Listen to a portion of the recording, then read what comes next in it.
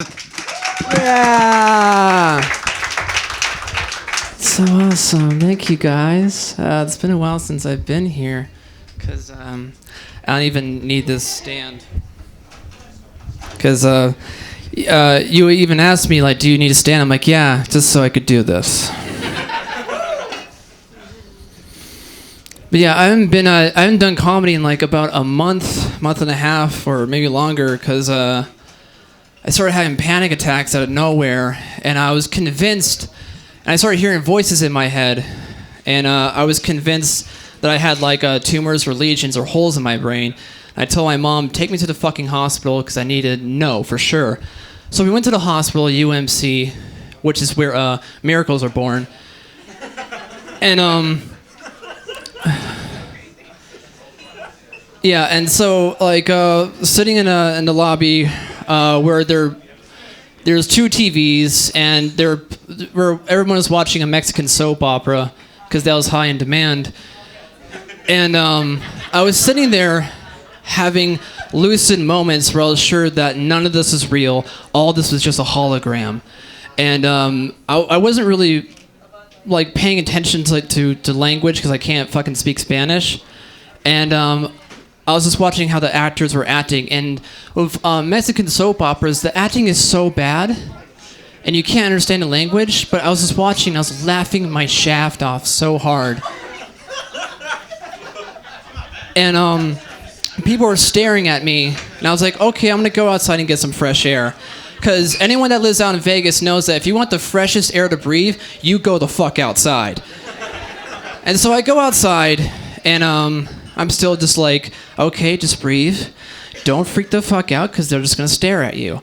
And I see this guy, he's sitting there smoking a cigarette, and his arm is in a cast, and he's got bloody stumps coming out the end of it, where his fingers used to be.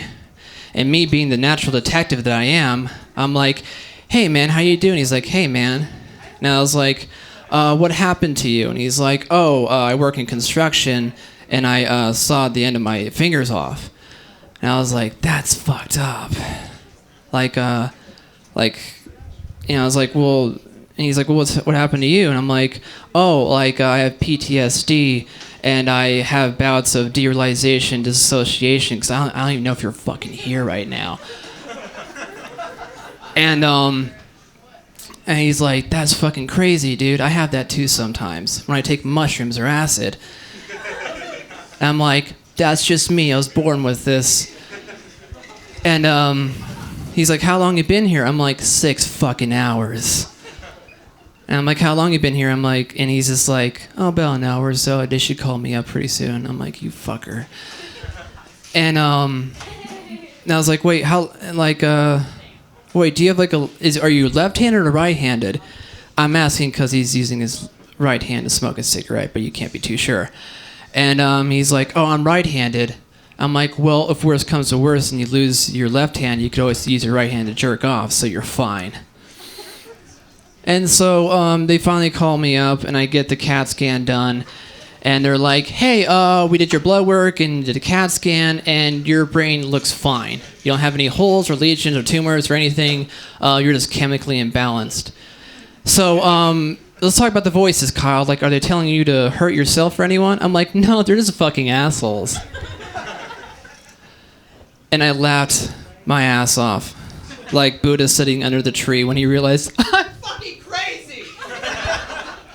And that's my part in telling you the story of how even when the world seems like it's unreal and life can get crazy and you think there's no way out of this, comedy can help you through the dark. And like a lotus flower, you can bloom through it. And where am I?